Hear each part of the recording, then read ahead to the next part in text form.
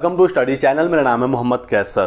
BEd versus DElEd मामले में एक लेटेस्ट अपडेट निकल कर आई है बिहार से। बिहार के छठे चरण में जो बीएड अभ्यर्थी प्राइमरी में नियुक्त हुए थे, जिनकी संख्या लगभग 22,000 बताई गई है, 6 दिसंबर को पिछले साल 2023 में 6 दिसंबर को पटना हाई कोर्ट का ऑर्डर आया था और उसमें बताया गया था कि बीएड अभ्यर्थी प्राइमरी में नियुक्त नहीं रह सकते। छठे चरण में उनको पद से हटाना होगा और उनकी जगह पर उसी भर्ती की मेरिट से डीएलएड अभ्यर्थियों को नियुक्त किया जाए। तो 6 दिसंबर को ये ऑर्डर आया था पटना हाई कोर्ट का और उसको आए 90 दिन से अधिक का समय हो गया है। 6 मार्च को 90 दिन की अवधि पूरी हो गई। आज है 12 मार्च और आज ये खबर निकल कर आ रही है कि बीएड योग्यताधारी शिक्षकों के मामले में सुप्रीम कोर्ट जाने की तैयारी कर रही है राज्य सरकार। तो सरकार ने काफ़ी लेट यहाँ पर किया, लेकिन फ़िलहाल ये अच्छी खबर है बीएड के अभ्यर्थियों के लिए कि सरकार सुप्रीम कोर्ट जाने की तैयारी कर रही है। वहीं एक तरफ डीएलएड के जो छात्र हैं वो कंटेम्प्ट ऑफ कोर्ट करने वाले हैं पटना हाई कोर्ट में कि 90 दिन से अधिक का समय हो गया।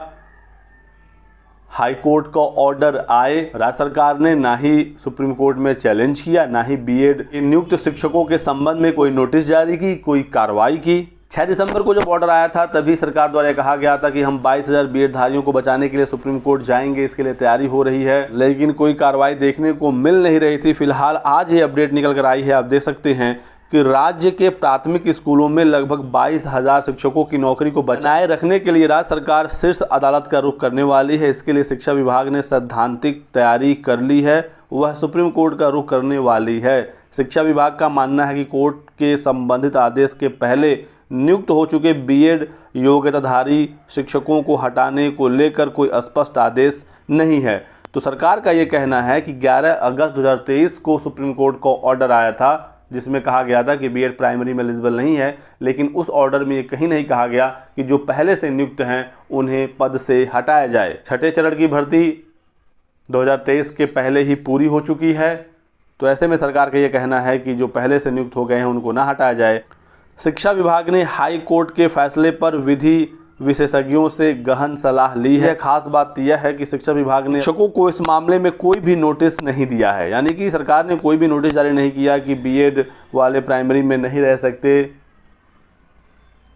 शिक्षा विभाग का रुख बिल्कुल स्पष्ट है कि प्राथमिक स्कूलों में जो बीएड धारी नियुक्त हैं वो विधि सम्मत हैं और कोर्ट का आदेश आने के बाद उन्होंने नियुक्ति नहीं की प्राथमिक में। ये नियुक्तियां पहले की हुई हैं जब बीएड प्राइमरी में एलिजिबल था। दरअसल कुछ माह पहले पटना हाई कोर्ट ने प्राथमिक विद्यालयों में नौकरी कर रहे बीएड योग्यताधारियों को अयोग्य बताया था। तो देखना होगा कि सरकार कब तक सुप्रीम कोर्ट जाती है और डीएलएड वाले अभ्यर्थी भी पटना हाई कोर्ट में कोर्ट ऑफ कंटेम्प्ट करने वाले हैं कि जब पटना हाई कोर्ट ने आदेश दे दिया तो कोर्ट के आदेश का पालन क्यों नहीं हो रहा है।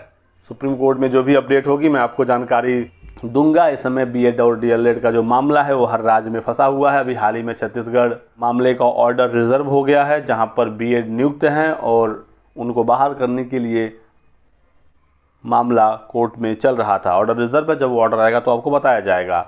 एमपी वर्ग 3 में भी सेम मामला है, लगातार हाईकोर्ट में सुनवाई हो रही है, हालांकि ये सुनवाई अभी तक कंप्लीट नहीं हुई है।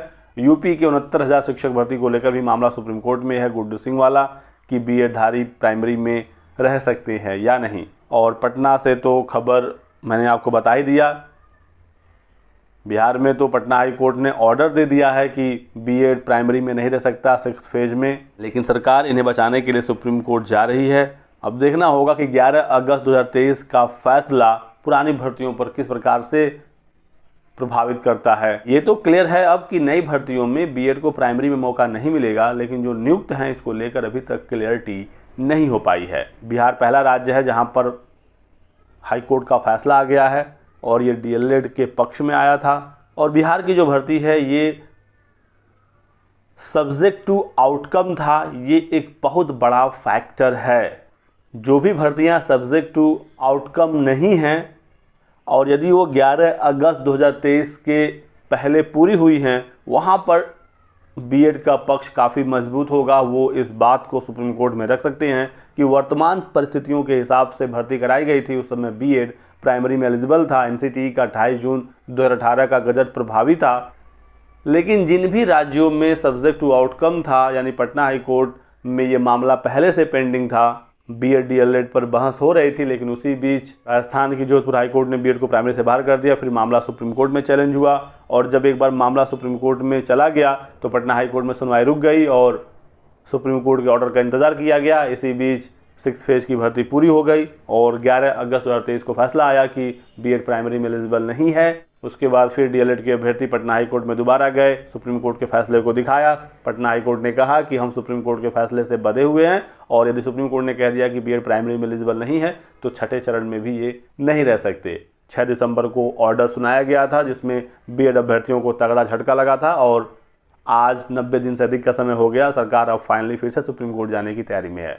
जो भी आगे जानकारी होगी मैं आपको बताता रहूँगा।